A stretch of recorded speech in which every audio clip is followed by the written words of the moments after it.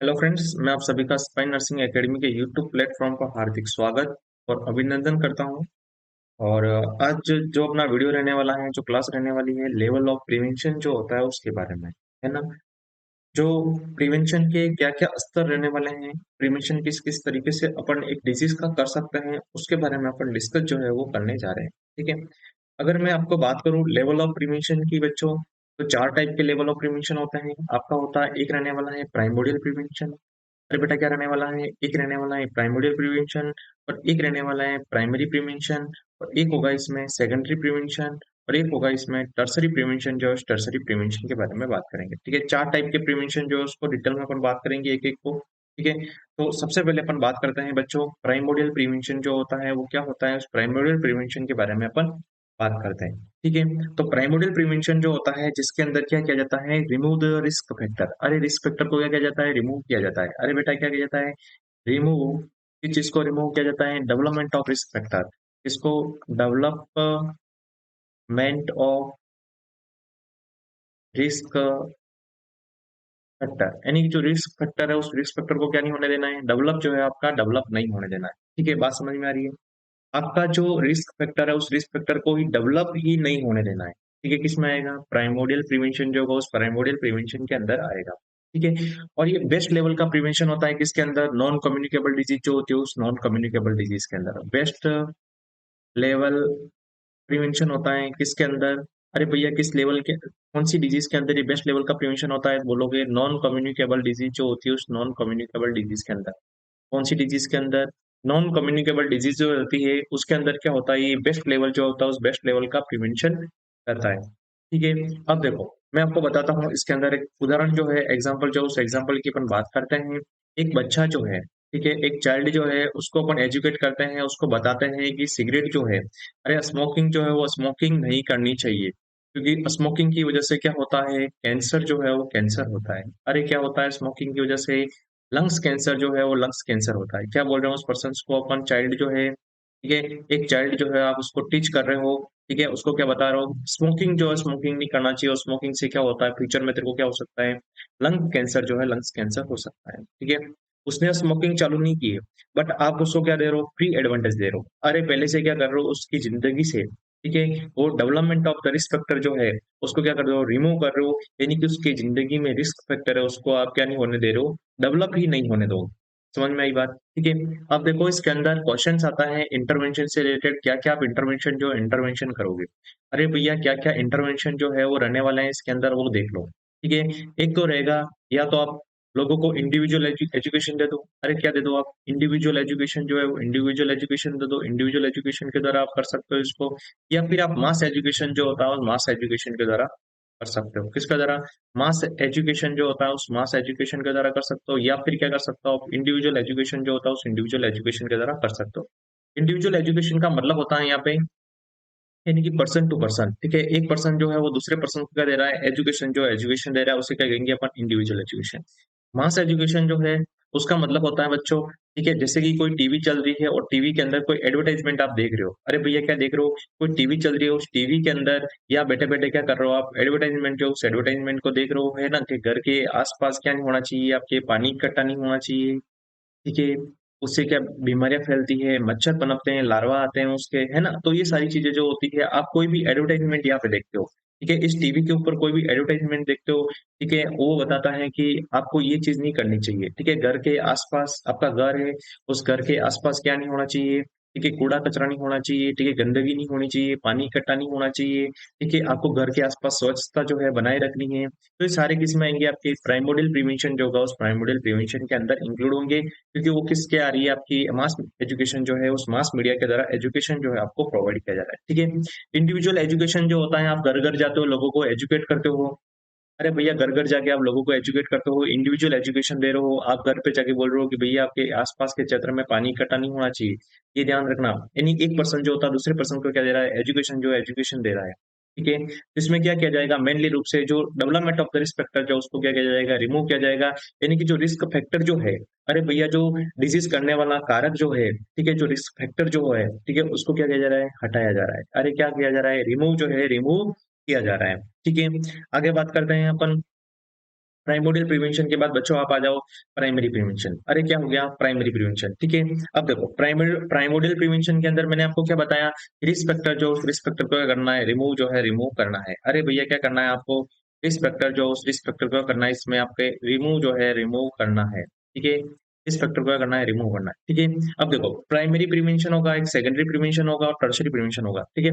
इन तीनों को मैं आपको एक बार कंपैरिजन जो है उस कंपैरिजन के अंदर समझाने की कोशिश करूंगा, ठीक है। देखो समझ में आ जाए तो अच्छी बात है, जो समझ के ना समझे वो ना समझे, पहली बात तो, ठीक है, समझ में आ जाएगा, ठीक है। देखो प्राइमरी प्रिवेंशन तो आपको याद रखना है, ये प्री पैथोजेनेसिस फेज के अंदर चलेगी। किसके अंदर चलेगी, जो प्री पैथोजेनेसिस फेज जो होगी, उस प्री पैथोजेनेसिस फेज जो होगी उसके अंदर चलेगी, यानी कि डिजीज होने से पूर्व। अरे भैया कब, डिजीज होने से पूर्व चलेगी, ठीक है। पैथोजेनेसिस फेज से पूर्व अवस्था आएगी, उसके अंदर जो प्रिवेंशन किया जाएगा वो प्राइमरी लेवल का प्रिवेंशन करना है, आपको आंख बंद कर लिख देना है, ठीक है। डिजीज हुई नहीं है, ठीक है, बट डिजीज होने से पूर्व जो प्रिवेंशन किया जाएगा, ठीक है, जिसमें रिस्क फैक्टर जो है वो डेवलप हो चुका है। अरे क्या हो चुका है, प्राइमरी प्रिवेंशन के अंदर रिस्क फैक्टर जो है आपका वो डेवलप हो चुका है।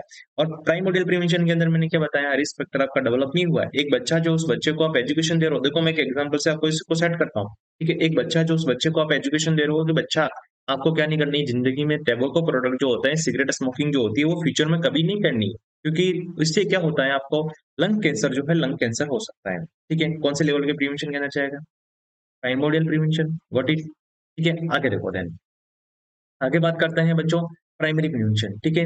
एक बंदा जो है वो स्मोकिंग करता है, टोबैको प्रोडक्ट का सेवन करता है, इस्तेमाल करता है, और आप उसको बताते हो कि सिजेशन ऑफ द स्मोकिंग, आप स्मोकिंग मत करो। अरे इस स्मोकिंग को क्या कर दो, आप बंद कर दो, ठीक है। यानी कि उसकी जिंदगी में क्या हो चुका है, रिस्क फैक्टर जो है वो तो आ चुका है, क्योंकि वो स्मोकिंग कर रहा है, ठीक है। तो रिस्क फैक्टर जो है वो आ चुका है, बट उसको डिजीज नहीं हुई है, ठीक है। तो किसमें जाओगे आप, प्री पैथोजेनेसिस फेज हो चुकी है, यानी डिजीज हो सकती है उसके अंदर, अभी तक हुई नहीं है, ठीक है, बट प्री पैथोजेनेसिस फेज, जो प्री पैथोजेनेसिस फेज के अंदर है, अगर उस लेवल पे आप कोई प्रिवेंशन करते हो, वो किसमें जाएगा, प्राइमोडियल प्रिवेंशन, जो उस प्राइमोडियल प्रिवेंशन के अंदर इंक्लूड हो जाएगा। बात समझ में आ रही है, ठीक है। आपने क्या सिंपल सा स्मोकिंग से याद रखना, आपको ये दोनों पॉइंट अच्छे तरीके से क्या हो जाएंगे, क्लियर जो है वो क्लियर हो जाएंगे। बात समझ में आ गई, ठीक है। उसके बाद देखो सेकेंडरी प्रिवेंशन, ठीक है। देखो सेकेंडरी प्रिवेंशन जो है वो किस कंडीशन के अंदर आती है, पैथोजेनेसिस फेज जो होती है, उस पैथोजेनेसिस फेज के अंदर आती है, ठीक है। पैथोजेनेसिस फेज जो होती है वो आती है, ठीक है। अरे भैया आपने पैथोजेनेसिस फेज, ठीक है, अब वो पेशेंट आ रहा है, ठीक है, जो स्मोकिंग कर रहा था, टोबैको प्रोडक्ट का सेवन कर रहा था, अब वो पेशेंट आ रहा है आपके पास कि भैया मेरा तो मुंह खुल नहीं रहा है, अरे मुंह से मुझे बोला ही नहीं जा रहा है, ठीक है। और आप उसका क्या कर रहे हो, आप ओरल एग्जामिनेशन कर रहे हो। अरे क्या किया जा रहा है, ओरल एग्जामिनेशन किया जा रहा है, ठीक है। ओरल एग्जामिनेशन कर रहे हो आप, उसके मुंह का, माउथ कैविटी जो है उसका ओरल एग्जामिनेशन कर रहे हो, ठीक है। और आपने देखा कि ओरल एग्जामिनेशन कर रहे हो, तो किसमें जाएगा, वो सेकेंडरी प्रिवेंशन, जो सेकेंडरी प्रिवेंशन के अंदर इंक्लूड हो जाएगा।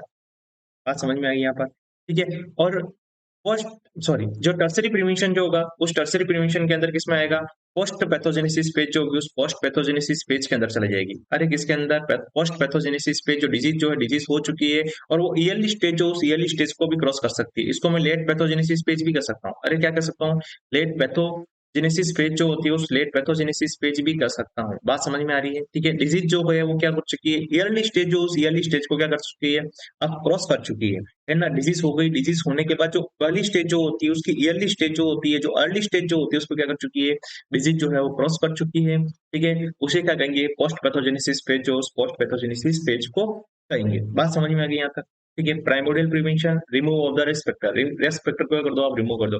प्राइमरी प्रिवेंशन के अंदर रिस्क फैक्टर जो है वो हो चुका है, बट उस रिस्क फैक्टर से आगे डिजीज नहीं होने देनी है आपको, प्राइमरी प्रिवेंशन के अंदर आएगा। सेकेंडरी प्रिवेंशन के अंदर, ठीक है, पैथोजेनेसिस पे जाएगी, जिसमें आप एग्जामिनेशन करोगे, जितनी भी स्क्रीनिंग एग्जामिनेशन करोगे। अरे भैया क्या करोगे, स्क्रीनिंग करोगे, आप अर्ली डायग्नोसिस करोगे, जिसके अंदर अर्ली ट्रीटमेंट करोगे, वो सारा का सारा किसमें जाएगा, सेकेंडरी प्रिवेंशन के अंदर, ठीक है। और टर्सरी प्रिवेंशन के अंदर लेट पैथोजेनेसिस फेज जो होगी, जिसके अंदर डिसेबिलिटी लिमिटेशन हो गया आपका, रिहेबिलिटेशन हो गया, वो सारी चीजें अपन टर्सरी प्रिवेंशन, जो टर्सरी प्रिवेंशन के अंदर पढ़ेंगे, ठीक है। ये तो मैंने आपको बता दिया मोटा मोटा, ठीक है, इसके अंदर क्या क्या रहने वाला है, ठीक है। अब मैं आपको डिटेल के अंदर जब चीजें बताऊंगा, तो आपको व्यवस्थित तरीके से एक एक चीज जो है वो समझ में आ जाएगी, ठीक है। अब देखो प्राइमरी प्रिवेंशन आपको समझ में आ गया, क्या करना है, रिस्क फैक्टर को रिमूव करना है इसके अंदर, और इंडिविजुअल एजुकेशन या फिर मास एजुकेशन के द्वारा आप लोगों को एजुकेट जो है एजुकेट कर सकते हो। और ये बेस्ट लेवल का प्रिवेंशन होता है बेटा, ध्यान रखना, ये दो क्वेश्चन जो है, ये क्वेश्चन और ये क्वेश्चन, ये चार क्वेश्चन इसके अंदर बहुत अच्छे से बैठेंगे, ठीक है। और ये बेस्ट लेवल का प्रिवेंशन है किसके अंदर, जो नॉन कम्युनिकेबल डिजीज जो होती है उसके लिए। अरे किसके लिए, नॉन कम्युनिकेबल डिजीज जो होती है उसके लिए, ठीक है। समझ में आ गई बात, आगे बात करते हैं। देखो प्राइमरी प्रिवेंशन, ठीक है, कौन सा प्रिवेंशन बच्चों? Primary prevention. प्राइमरी प्रिवेंशन जो होता है उसको आप रोक कैसे सकते हो? यानी प्राइमरी प्रिवेंशन के अंदर इंटरवेंशन जो है वो इंटरवेंशन क्या रहने वाला है? देखो क्या बात करूंगा मैं इसके अंदर, इंटरवेंशन, ठीक है। इंटरवेंशन की अपन बात करें तो देखो इसके अंदर आपके इंटरवेंशन की बात करें, हेल्थ प्रमोशन। अरे हेल्थ को क्या करो? प्रमोट करो। कैसे करोगे? हेल्थ एजुकेशन के द्वारा करोगे। हेल्थ एजुकेशन जो हेल्थ एजुकेशन के द्वारा करोगे, और हेल्थ एजुकेशन के द्वारा क्या बताओगे लोगों को? कोई स्मोकिंग करता है उसे क्या कहोगे? Cessation of smoking. अरे स्मोकिंग जो है वो स्मोकिंग नहीं करनी चाहिए। अरे क्या नहीं करनी चाहिए? स्मोकिंग जो है स्मोकिंग नहीं करनी चाहिए, ठीक है। एक पेशेंट जो है, एक पर्सन जो खाना नहीं खाता ढंग से, ठीक है, उसको आप न्यूट्रिशन एजुकेशन दोगे, न्यूट्रिशन के बारे में बताओगे, है ना, प्रोटीन एनर्जी माल न्यूट्रिशन के बारे में बताओगे, ठीक है, और न्यूट्रिशनल इंटरवेंशन करोगे उसके अंदर, ठीक है। क्या करोगे उसके अंदर? न्यूट्रिशनल इंटरवेंशन जो है, न्यूट्रिशनल इंटरवेंशन करोगे, न्यूट्रिशन के बारे में रिलेटेड आप डाइट के बारे में उसके बताओगे, ठीक है। उसके अंदर डिजीज कंडीशन जैसी हो रही है, प्रोटीन एनर्जी माल न्यूट्रिशन का पेशेंट आ रहा है आपके पास, ठीक है, उसको न्यूट्रिशन एजुकेशन के बारे में बताओगे आप, ठीक है, किसमें जाएगा? प्राइमरी प्रिवेंशन के अंदर, ठीक है। अब देखो आगे, स्पेसिफिक प्रोटेक्शन। अब स्पेसिफिक प्रोटेक्शन के अंदर एक तो ये हेल्थ एजुकेशन जो हो गया, ये बहुत इंपॉर्टेंट था, ठीक है। स्पेसिफिक प्रोटेक्शन जो होता है, स्पेसिफिक प्रोटेक्शन को समझना, यानी कि डिजीज को प्रिवेंट करने के लिए क्या करना? आप एक प्रकार का स्पेसिफिक इंटरवेंशन करोगे या फिर स्पेसिफिक प्रिवेंशन करोगे, स्पेसिफिक प्रोटेक्शन करोगे, ठीक है।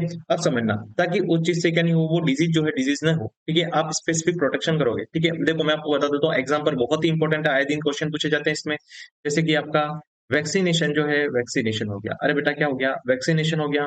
और या फिर क्या हो गया? इम्यूनाइजेशन जो है, इम्यूनाइजेशन हो गया, ठीक है। बात समझ में आ रही है? ठीक है, आप वैक्सीन लगा रहे हो, क्यों क्यों लगा रहे हो उस वैक्सीन को? फ्यूचर में वो डिजीज ना हो, उस बेबी को फ्यूचर के अंदर वो बीमारी ना हो, इसलिए आप वैक्सीन लगा रहे हो। बात समझ में आ रही है? बीसीजी का टीका लगा तो क्यों लगा? तो भाई उसको फ्यूचर में टीबी ना हो। अरे क्यों लगा? तो समझ में आ रही है ना? ठीक है। और पोलियो की दवाई पिला रहे हो, पोलियो की दवाई क्यों पिला रहे हो? क्योंकि फ्यूचर में उसको पोलियो नहीं हो। पोलियो के अंदर एक अपडेट आया है, ध्यान रखना, एफआईपीवी, जो उस एफआईपीवी के बारे में अपडेट आया है, मैं एक वीडियो बना के उसके बारे में आपको डिटेल के अंदर समझाऊंगा, ठीक है। वो अपडेट क्या है, पुराना चीज क्या थी, और उसके अंदर क्या क्या अपडेट जो है वो अपडेट हुआ है, ठीक है ना, बहुत ही अच्छा अपडेट हुआ है, ठीक है, वो आपको बताया जाएगा, ठीक है। देखो उसके बाद आगे बात करते हैं अपन, वैक्सीनेशन इम्यूनाइजेशन का समझ में आ गया, ठीक है। यानी कि क्या किया जा रहा है? एक स्पेसिफिक प्रोटेक्शन, जो स्पेसिफिक प्रोटेक्शन किया जा रहा है, ठीक है, ताकि वैक्सीन लगाई जा रही है, इम्यूनाइजेशन किया जा रहा है, बेबी को क्या नहीं हो, फ्यूचर में डिजीज जो है डिजीज ना हो। बात समझ में आ गई यहाँ तक? आगे बात करें, ठीक है। देखो अब दूसरा एग्जांपल मैं आपके यहाँ सेट करता हूँ, ठीक है। दूसरा एग्जांपल देखो बच्चों, जैसे कि कॉन्ट्रासेप्शन, जो उस कॉन्ट्रासेप्शन का इस्तेमाल इस्तेमाल कर रहे हो, कॉन्ट्रासेप्शन जो है कॉन्ट्रासेप्शन का इस्तेमाल कर रहे हो, यानी कि फैमिली प्लानिंग मेथड जो होता है उसका इस्तेमाल कर रहे हो आप, ठीक है। वो भी किसमें आएगा? इसी में आएगा। स्पेसिफिक प्रोटेक्शन कर रहे हो उसमें भी आप। अरे स्पेसिफिक प्रोटेक्शन कर रहे हो कि नहीं कर रहे हो? ठीक है। एक क्लाइंट है, उसको क्या कर रहे हो आप? एक क्लाइंट है, उसको क्या कर रहे हो? टीच कर रहे हो, किसके बारे में? स्ट्रेस मैनेजमेंट टेक्निक जो होती है, उस स्ट्रेस मैनेजमेंट टेक्निक के बारे में। किसके बारे में? स्ट्रेस मैनेजमेंट टेक्निक जो होती है उसके बारे में बता रहे हो, कि आपको स्ट्रेस जो होता है उस स्ट्रेस को कैसे मैनेज करना है, ठीक है। आपका जो स्ट्रेस है, जो आपको दुख है, उस दुख को, स्ट्रेस जो हो रहा है उस स्ट्रेस को आपको कैसे मैनेज करना है, उसके बारे में आप क्लाइंट को बता रहे हो, ठीक है। यानी कि स्पेसिफिक प्रोटेक्शन, जो स्पेसिफिक प्रोटेक्शन कर रहे हो उसकी जिंदगी के अंदर, ठीक है। तो किसके अंदर आएगा? वो आपके प्राइमरी प्रिवेंशन, जो प्राइमरी प्रिवेंशन के अंदर आएगा, ठीक है। बात समझ में आएगी? ठीक है। एक प्रेग्नेंट लेडी है, ठीक है, या फिर मैं बोल सकता हूँ एनीमिक पेशेंट है, ठीक है, उसको आप क्या दे रहे हो? आयरन फोलिक एसिड की टेबलेट दे रहे हो। अरे क्या दे रहे हो भैया?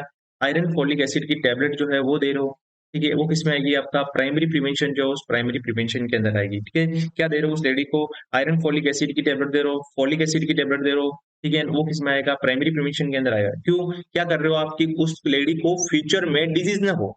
अरे क्या नहीं हो? उस लेडी को फ्यूचर में डिजीज ना हो।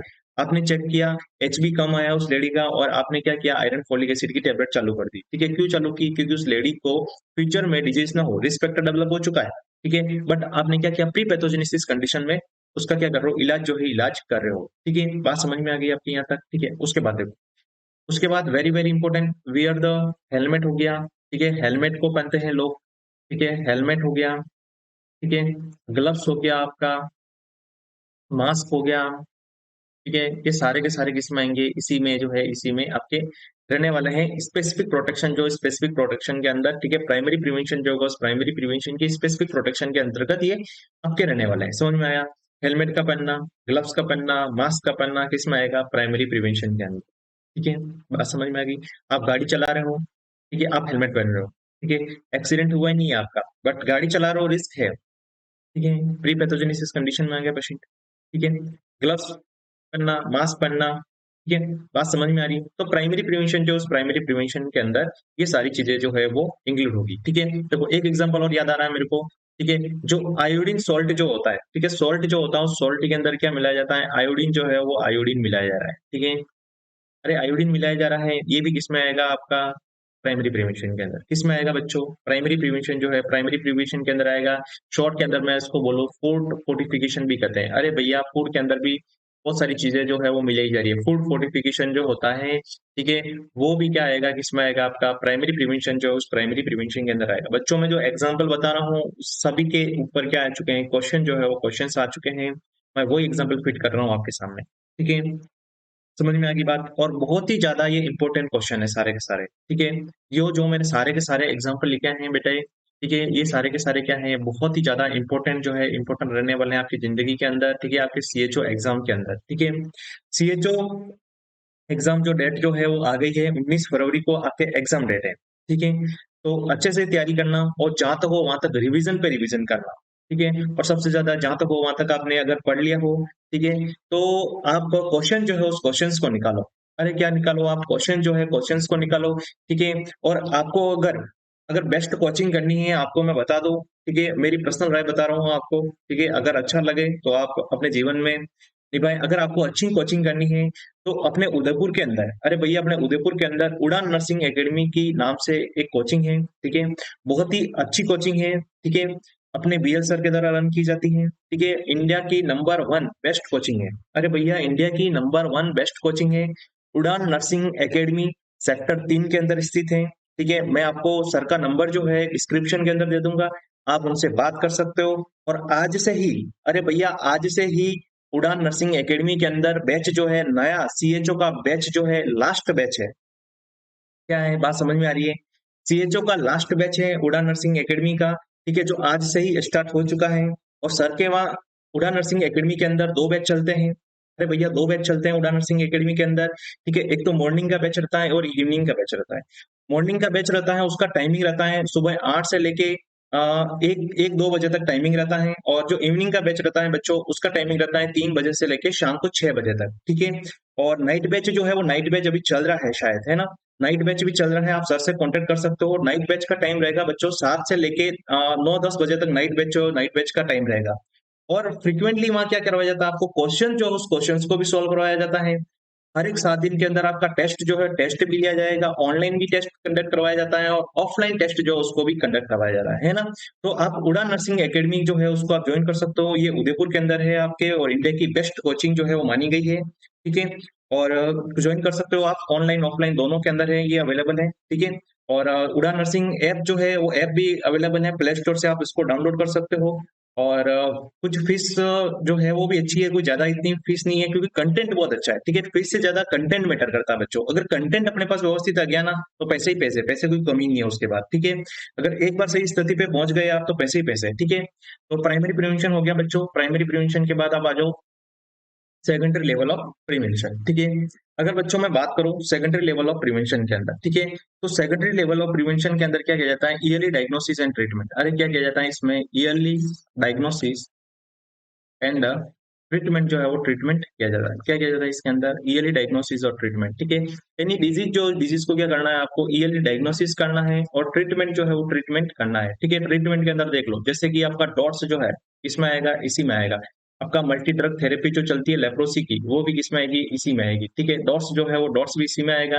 आपकी टीबी के अंदर चलती है, अरे बेटा किसमें चलती है, डॉट्स जो है वो कहाँ चलती है, टीबी जो टीबी पेशेंट के अंदर चलती है। ठीक है, direct observe treatment short course. ठीक है, इसका फुल फॉर्म होता है मल्टी ड्रग थेरेपी। जो होती है वो लेप्रोसी पेशेंट जो होता है उस लेप्रोसी पेशेंट के अंदर चलती है। किसके अंदर चलती है, लेप्रोसी पेशेंट, जो उस लेप्रोसी पेशेंट के अंदर। डॉट्स जो चलती है वो टीबी पेशेंट के अंदर चलती है। ठीक है, अर्ली डायग्नोसिस आ जाएगा, और जितने भी ट्रीटमेंट जो होते हैं वो सारे के सारे इसमें आ जाएंगे। ठीक है, अब बात करते हैं इसके अंदर कि भैया अर्ली डायग्नोसिस जो होता है, उस अर्ली डायग्नोसिस के अंदर क्या क्या चीजें जो है वो रहने वाली है। ठीक है, अगर बेटा मैं बात करूं अर्ली डायग्नोसिस के अंदर, तो देखो जितने भी आपके स्क्रीनिंग टेस्ट होते हैं, क्या होते हैं, जितने भी आपके स्क्रीनिंग टेस्ट जो है रहने वाले हैं। ठीक है, स्क्रीनिंग टेस्ट जो है वो स्क्रीनिंग टेस्ट रहने वाले हैं। वो स्क्रीनिंग टेस्ट के बारे में बात करूं, जैसे कि मैं आपको बात कर दूं पेप्समियर। अरे क्या बात करूं, पेप्समियर सर्विस कार्सिनोमा के लिए इस्तेमाल किया जाता है। पेप्समियर हो गया इसके अंदर आपके, है ना? और देख लो आप, ठीक है, जो स्पुटम एग्जामिनेशन किया जा रहा है, क्या किया जा रहा है इसके अंदर, स्पुटम एग्जामिनेशन जो है वो स्पुटम एग्जामिनेशन किया जा रहा है। ठीक है, स्पुटम एग्जामिनेशन हो गया इसके अंदर, ठीक है, पेप्सीमिया टेस्ट हो गया। और सबसे इंपॉर्टेंट क्वेश्चन जो कंफ्यूज रहते हैं, ब्रेस्ट सेल्फ एग्जामिनेशन। अरे भैया, ब्रेस्ट सेल्फ एग्जामिनेशन, लेडी क्या कर रही है, ब्रेस्ट का अपने खुद के सेल्फ एग्जामिनेशन, जो सेल्फ एग्जामिनेशन कर रही है अपने ब्रेस्ट का, ठीक है, तो इसमें अंदर माना जाएगा सेकेंडरी लेवल ऑफ प्रिवेंशन, जो सेकेंडरी लेवल ऑफ प्रिवेंशन के अंदर आएगा। ठीक है, देखो मैं आपको याद करने की टेक्निक बता देता हूँ। सेकेंडरी लेवल ऑफ प्रिवेंशन जो होता है उसके अंदर देखो, ठीक है, एस फॉर सेकेंडरी और एस फॉर स्क्रीनिंग। अरे बेटा, एस फॉर सेकेंडरी और एस फॉर क्या करोगे, स्क्रीनिंग। जितने भी आपके स्क्रीनिंग टेस्ट जो होते हैं वो सारे के सारे स्क्रीनिंग टेस्ट जो है वो इसी के अंदर रहने वाले हैं। बात समझ में आ रही है आपकी? ठीक है, उसके बाद देखो, गवर्नमेंट के जितने भी प्रोग्राम होते हैं, ठीक है, ऑल गवर्नमेंट प्रोग्राम, ठीक है, ऑल गवर्नमेंट प्रोग्राम, गवर्नमेंट के द्वारा जितने भी प्रोग्राम चलाए जाते हैं वो आपके सारे के सारे वो इसी के अंदर रहने वाले हैं। ठीक है, जितने भी गवर्नमेंट के प्रोग्राम हैं वो सारे के सारे किसमें आएंगे, आपके सेकेंडरी लेवल ऑफ प्रिवेंशन जो है उसके अंदर आएंगे। ठीक है, उसके बाद एग्जाम्पल समझो आप, इम्यूनोग्लोबिन जो उस इम्यूनोग्लोबिन का एडमिनिस्ट्रेशन किया जा रहा है। अरे भैया, कोई डिजीज होने के बाद जो इम्यूनोग्लोबिन का एडमिनिस्ट्रेशन जो है, एडमिनिस्ट्रेशन किया जा रहा है, ठीक है, वो भी किसमें आएगा, आपका सेकेंडरी लेवल ऑफ प्रिवेंशन, जो सेकेंडरी लेवल ऑफ प्रिवेंशन जो है उसके अंदर आपका आएगा। बात समझ में आ रही है आपको? अरे बात समझ में आ रही है? ठीक है, जितने भी गवर्नमेंट के प्रोग्राम हो गए, आप इम्यूनोग्लोबिन जो होता है उसका एडमिनिस्ट्रेशन कर रहे हो, ठीक है, आप जितने भी स्क्रीनिंग टेस्ट कर रहे हो, स्क्रीनिंग जियो भी कर रहे हो, ऑल स्क्रीनिंग टेस्ट जो होते हैं सारे के सारे, पेप्समेयर हो गया, स्पुटम एग्जामिनेशन हो गया, ब्रेस्ट सेल्फ एग्जामिनेशन हो गया, ठीक है, मॉन्टेक टेस्ट हो गया, सारे के सारे इसी के अंदर आएंगे। स्क्रीनिंग टेस्ट जो होते हैं सारे के सारे इसी में अंदर आएंगे। ठीक है, मॉन्टेक टेस्ट भी हो गया। ठीक है, जो भी लाइन लिख रहा हूँ हर एक लाइन पे क्वेश्चन है बच्चा। ठीक है, हर एक लाइन पे, एवरी लाइन पे क्या है, क्वेश्चन जो है क्वेश्चन बनता है। ठीक है, स्क्रीनिंग टेस्ट किसमें आएंगे, secondary level of prevention. Breast self examination किसमें, कौन से लेवल का प्रिवेंशन है, सेकेंडरी लेवल ऑफ प्रिवेंशन। ठीक है, pap smear secondary level, sputum examination secondary level, ठीक है, मॉन्टेक टेस्ट सेकेंडरी लेवल, ठीक है, डॉट्स एमबीटी, ठीक है, सेकेंडरी लेवल ऑफ प्रिवेंशन। ठीक है, immunoglobulin administration secondary level of prevention. ठीक है, तो ये सारे के सारे किसमें आने वाले हैं, आपके सेकेंडरी लेवल ऑफ प्रिवेंशन जो है उसके अंदर इंक्लूड किया जाता है। ठीक है, अब देखो आगे बात करते हैं टर्सरी लेवल ऑफ प्रिवेंशन। ठीक है, टर्सरी लेवल ऑफ प्रिवेंशन जो होता है वो कब होता है, इट इज अप्लाइड। अरे बेटा, कब अप्लाइड होगा, when applied, applied when disease cross early stage. जब डिजीज क्या कर चुकी है, अर्ली स्टेज, जो उस अर्ली स्टेज को क्या कर चुकी है बेटा, क्रॉस जो है वो क्रॉस कर चुकी है, डिजीज जो है वो अर्ली स्टेज को क्या कर चुकी है, क्रॉस कर चुकी है, वो किसमें आएगा, टर्सरी लेवल ऑफ प्रिवेंशन जो है उसमें आएगा। ठीक है, यानी कि चीजें जो है अपने हाथ से अब क्या निकल चुकी है, निकल चुकी है। ठीक है, अब देखना जिसके अंदर इंटरवेंशन की अपन बात करें, तो इंटरवेंशन के अंदर आपका देखा जाता है, एक तो होता है डिसेबिलिटी लिमिटेशन, एक होता है आपका रिहेबिलिटेशन। ठीक है, अगर मैं बात करूं डिसेबिलिटी लिमिटेशन के अंदर, यानी कि जो डिसेबिलिटी जो हुई है, अरे भैया जो डिसेबिलिटी जो हुई है उसको क्या करना, आप लिमिट जो है लिमिट में करना। ठीक है, यानी इसका एम्स ये रहता है कि टू रेड्यूस और लिमिट में करना जो डिसेबिलिटी जो होती है उसको। ठीक है ना, एम्स ये रहता है टू रेड्यूस द, ठीक है, किसको, डिसेबिलिटी। ठीक है, जो रेड्यूस करना या लिमिट में करना, क्या करना, लिमिट में करना। अरे किसको, डिसेबिलिटी जो होती है उस डिसेबिलिटी को, ठीक है, क्या करना, डिसेबिलिटी जो हुई है उस डिसेबिलिटी को लिमिट में जो है वो करना। ठीक है, बात समझ में आ रही है यहाँ तक? ठीक है, कोई भी डिसेबिलिटी हुई है उसको क्या करना, लिमिट में करना। अब क्या चीज नहीं आ रही समझ में, तो मैं आपको आगे समझाऊंगा, उसमें समझ में आएगी। ठीक है, एक बार आप यही ध्यान रखो कि डिसेबिलिटी जो होती है उसको लिमिट में किया जाना, यानी किसी पर्सन के अंदर कोई भी किसी भी टाइप की कोई डिसेबिलिटी हुई है उसको क्या करना, लिमिट में करना, डिसेबिलिटी लिमिटेशन कहलाता है। ठीक है, अब देखो रिहेबिलिटेशन मतलब होता है रिहेबिलिटेशन। अरे री मतलब रिटर्न, ठीक है, क्या होता है, रिटर्न। ठीक है, रिटर्न कर सकता हूँ या फिर रिस्टोर कर सकता हूँ। ठीक है, क्या कर सकता हूँ, रिस्टोर। ठीक है, किसको, एबिलिटी को। अरे किसको, एबिलिटी जो होती है उस एबिलिटी को। ठीक है, यानी कि रिस्टोरेशन ऑफ द एबिलिटी, क्या कर सकता हूँ, रिस्टोरेशन ऑफ एबिलिटी। एबिलिटी जो होती है उस एबिलिटी को रिस्टोरेशन करना, किसके फॉलोइंग डिजीज हुई है उसके अनुसार, या फिर फॉलोइंग डिजीज या फिर इंजुरी। अरे डिजीज या फिर इंजुरी जो होती है उस इंजुरी से रिगार्डिंग। ठीक है, उस चीज को क्या करना, रिहेबिलिटेट करना, उस पर्सन जो उस पर्सन को रिहेबिलिटेट जो है रिहेबिलिटेट करना, यानी कि restoration of the ability following the disease और इंजुरी। ठीक है, इंजुरी को फॉलो करते हुए, डिजीज को फॉलो करते हुए उस पर्सन की जो एबिलिटी जो है, ठीक है, उसको क्या करना, रिहेबिलिटेट जो है रिहेबिलिटेट करना। ठीक है, आपको हल्का फुल्का कंफ्यूजन होता होगा डिसेबिलिटी लिमिटेशन और रिहेबिलिटेशन के अंदर, वो आपके अगले पेज के अंदर क्या हो जाएगा, क्लियर हो जाएगा। देखो मैं आपको बताता हूँ, रिहेबिलिटेशन जो होता है, देखो सबसे पहली बात करते हैं, रिहेबिलिटेशन जो होता है वो चार टाइप का होता है। अरे बेटा कितना टाइप का होता है, चार टाइप का होता है। ठीक है, देखो पहला जो होता है वो मेडिकल रिहेबिलिटेशन होता है, जिसके अंदर कोई पर्सन जो है उसका कोई एक्सीडेंट हुआ या फिर कोई चीज डिजीज हुई, उसके अंदर उसका एनाटॉमिकल या फिजिकल पार्ट जो है वो लॉस हो चुका है और वो काम नहीं कर रहा है ना, तो उसके अंदर क्या किया जा रहा है, ये था मेडिकल के द्वारा, ठीक है, या मेडिकल या फिर सर्जिकल, ठीक है, सर्जिकल प्रोसीजर जो होता है उस प्रोसीजर के द्वारा, ठीक है, उसको क्या किया जा रहा है, फिर से उस एबिलिटी जो उस एबिलिटी को रिस्टोर किया जा रहा है। अरे क्या किया जा रहा है, रिस्टोर जो है रिस्टोर किया जा रहा है, जिसके अंदर उस पर्सन की कोई एनाटोमी हो सकती है, पैर हो सकता है, ठीक है, कोई फिजियोलॉजी जो है फिजियोलॉजी हो सकती है। एक पर्सन जो है उसका एक्सीडेंट हो गया, ठीक है, अब वो चल नहीं सकता है, ठीक है, और वो चल नहीं सकता है इसका मतलब वो जॉब पे नहीं जा सकता है, और जॉब पे नहीं जा सकता है इसका मतलब वो पर्सन क्या हो गया आपका, ठीक है, अनएम्प्लॉयड हो गया, यानी हैंडीकैप हो गया, ठीक है। अब उसको ऐसा धंधा दो, अरे भैया इसको ऐसा काम दो क्या करे वो घर बैठे बैठे काम कर सके, ठीक है, वो किसमें आएगी, कंडीशन रिहेबिलिटेशन जो है उस रिहेबिलिटेशन में आएगी, ठीक है। मेरे बात समझ में आई, बात क्लियर हुई, ठीक है। डिसेबिलिटी लिमिटेशन मतलब होता है जो डिसेबिलिटी हुई है उसको क्या करना, लिमिट में करना, ठीक है, उसको आगे नहीं बढ़ने देना, ठीक है। जैसे कि एक पोलियोमाइलिटिस का कंडीशन है, ठीक है, एक एग्जांपल समझ लो इससे, ठीक है, ये समझ में आ जाएगा आपको, ठीक है। एक पोलियोमाइलिटिस की कंडीशन है, ठीक है, और उसको क्या दे रहे हो आप, फिजियोथेरेपी जो है फिजियोथेरेपी दे रहे हो, अरे भैया क्या दे रहे हो, फिजियोथेरेपी जो है फिजियोथेरेपी दे रहे हो, अरे क्या दे रहे हो आप, फिजियोथेरेपी जो है फिजियोथेरेपी दे रहे हो, ताकि उसकी मसल जो स्पाज्म हुआ है वो क्या हो, आगे नहीं हो और ज्यादा प्रोसेस के अंदर नहीं जाए, अरे आगे अगली स्टेज के अंदर नहीं जाए, ठीक है। उसकी जो डिसेबिलिटी है वो क्या रहे, लिमिट जो है उस लिमिट के अंदर रहे, ठीक है, बात समझ में आ गई यहाँ तक, ठीक है। रिहेबिलिटेशन का मतलब समझ में आ गया, ठीक है, restoration of the ability, ability जो होती है उस पर्सन की उसको रिस्टोर करना, ठीक है, following the disease condition injury, ठीक है। मेडिकल रिहेबिलिटेशन का मतलब समझ में आया, मेडिकल और सर्जिकल प्रोसीजर के द्वारा उस पर्सन की जो रिहेबिलिटी जो होती है जो रिस्टोर करना, उसको एबिलिटी जो होती है उसको रिस्टोर करना, एनाटॉमी हो सकती है, कोई फिजियोलॉजी हो सकती है, जैसे उसके अंदर पैर कट गया तो नकली पैर लगाना, आपकी भाषा के अंदर बता, ठीक है, नकली पैर लगाना, ठीक है। और देखो वोकेशनल रिहेबिलिटेशन, अगर वो पर्सन जो है बोल नहीं पा रहा है तो उसको एजुकेशन देना, ट्रेनिंग देना कि कैसे बोलना है, उसको पहले मुंह के अंदर क्या लेनी है, एयर लेनी है, फिर उसको बोलने की कोशिश जो है वो कोशिश करनी है, ठीक है ना। यानी पर्सन जो होता है उससे रिलेटेड आपको क्या देनी है, वोकेशन से रिलेटेड आपको ट्रेनिंग देनी है, और पर्सन जो उसको एजुकेशन देना है, ठीक है। अब देखो सोशल रिहेबिलिटेशन यानी कि जो सोसाइटी के रूल्स एंड रेगुलेशन जो रहने वाले हैं उसके बारे में उसको बताना, ठीक है, सोसाइटी को भी बताना, ठीक है, यानी कि उसकी एबिलिटी जो उसको कुल मिला के क्या करना है आपको, रिस्टोर जो है वो रिस्टोर करना है, ठीक है। अब देखो साइकोलॉजिकल रिहेबिलिटेशन जो होता है, इमोशनल रिहेबिलिटेशन जो होता है उसको इमोशनली स्ट्रॉन्ग करना है पर्सन को,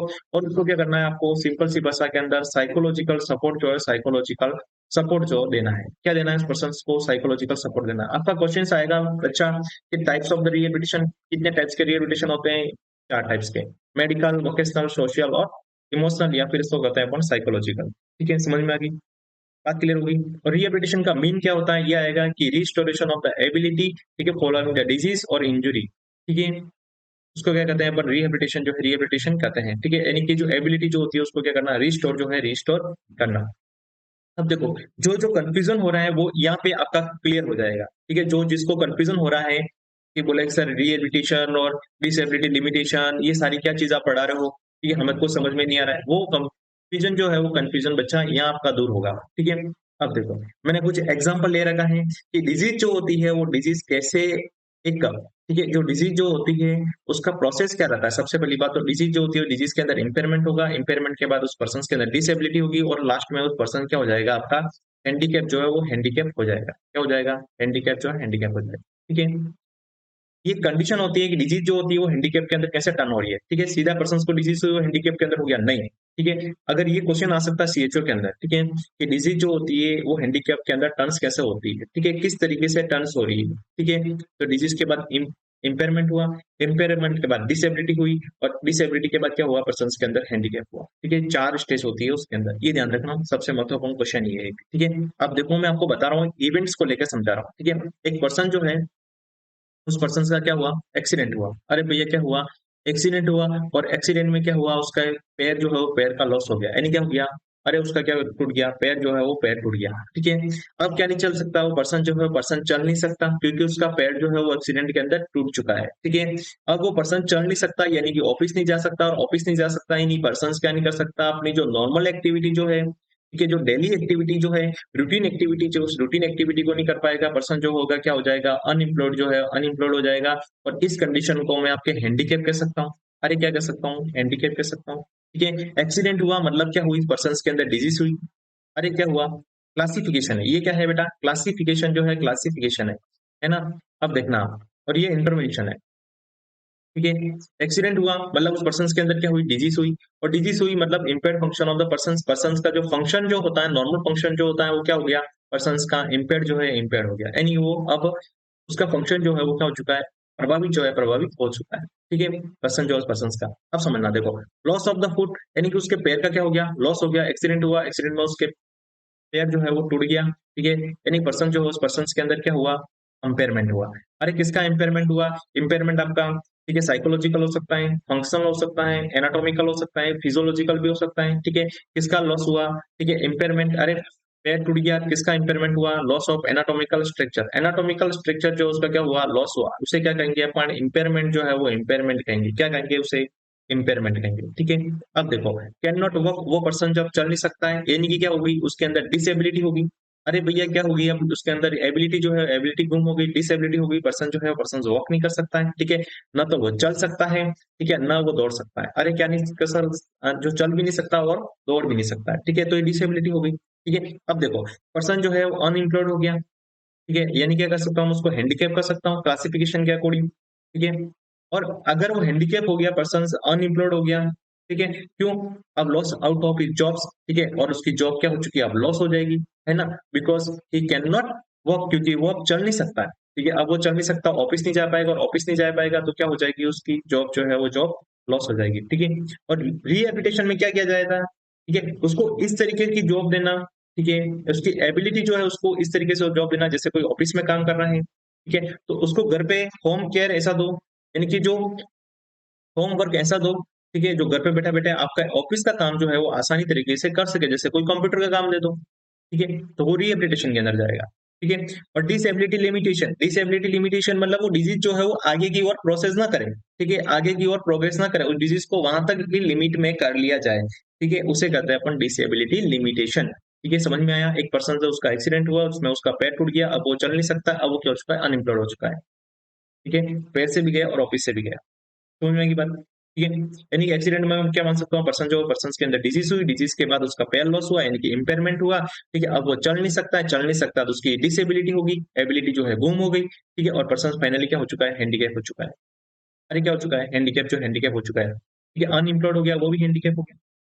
ठीक है, अब देखो आगे बात करते हैं, क्वेश्चन जो है, क्वेश्चन है, ठीक है, final disadvantage of the life, life जो है, ठीक है, उसकी फाइनल डिसएडवांटेज क्या है, आपको क्या लिखना है, हैंडीकैप। अरे क्या लिखना है, हैंडीकैप जो है वो हैंडीकैप लिखना है। ठीक है, क्या है फाइनल डिसएडवांटेज, क्या है, हैंडीकैप, क्या है, हैंडीकैप जो है हैंडीकैप है, क्या है, हैंडीकैप जो है वो हैंडीकैप है। ठीक है, किसका, फाइनल डिसएडवांटेज ऑफ लाइफ, जो लाइफ जो है उस लाइफ का फाइनल डिसएडवांटेज जो है वो क्या है, हैंडीकैप। समझ में आ गई बात। ठीक है, तो अपना लेवल ऑफ प्रिवेंशन जो है बच्चा वो खत्म हो चुका है। ठीक है, तो क्या क्या चीज मैंने आपको बता दी, लेवल ऑफ प्रिवेंशन के अंदर primordial level of prevention, primary level of prevention, secondary level of prevention और टर्सरी लेवल ऑफ प्रिवेंशन। ठीक है, प्राइमोडियल लेवल ऑफ प्रिवेंशन जो होता है उसके अंदर मैंने क्या बताया, जो आपका रिस्क फैक्टर, उस रिस्क फैक्टर को करना, रिमूव कर देना है, डेवलपमेंट ही नहीं होने देना है, क्या नहीं होने देना, डेवलपमेंट ही नहीं होने देना है। प्राइमरी प्रिवेंशन के अंदर मैंने क्या बताया, प्री पैथोजेनेसिस फेज होती है ना, यानी कि action taken to the prior onset of disease. ठीक है, क्या बोल सकता हूँ मैं इसको, प्राइमरी प्रिवेंशन जो होता है उसको देखो, ठीक है, डेफिनेशन में क्या आएगा, एक्शन टेकन प्रायर, ठीक है, ऑनसेट ऑफ डिजीज, यानी कि डिजीज चालू होने से पूर्व क्या लेना, एक्शन जो है वो एक्शन लेना। अरे क्या लेना, एक्शन जो है एक्शन लेना, यानी कि action taken prior onset of disease, disease चालू होने से पूर्व क्या लेना, एक्शन लेना, किसमें आएगा, प्राइमरी प्रिवेंशन जो है प्राइमरी प्रिवेंशन के अंदर आएगा। ठीक है, सेकेंडरी लेवल ऑफ प्रिवेंशन जिसके अंदर क्या आएगी, पैथोजेनेसिस केस हो गई, इसके अंदर पैथोजेनेसिस पेज जो है, पैथोजेनेसिस पेज इसके अंदर रहने वाली है। ठीक है, इसे सेकेंडरी लेवल ऑफ प्रिवेंशन जिसके अंदर ये डायग्नोसिस किया जाएगा और ट्रीटमेंट किया जाएगा नॉर्मली। ठीक है, देन उसके बाद देखो टर्सरी प्रिवेंशन के अंदर जो लेट पैथोजेनेसिस फेज होगी उसके अंदर आएगा, जिसके अंदर डिसेबिलिटी लिमिटेशन हो गया आपका, रिहेबिलिटेशन जो रिहेबिलिटेशन इसके अंदर महत्वपूर्ण रूप से आपका रहने वाला है। ठीक है, रिहेबिलिटेशन की मैंने आपको 4 स्टेज बता दी, बात क्लियर हो गई ये भी। ठीक है, रिहेबिलिटेशन जो होता है उसके अंदर medical rehabilitation, vocational rehabilitation, social rehabilitation और साइकोलॉजिकल या फिर इसे कहते हैं इमोशनल रिहेबिलिटेशन। ठीक है, अगर आपको अपना चैनल जो है पसंद आता हो, लाइक करें, शेयर करें, सब्सक्राइब करें।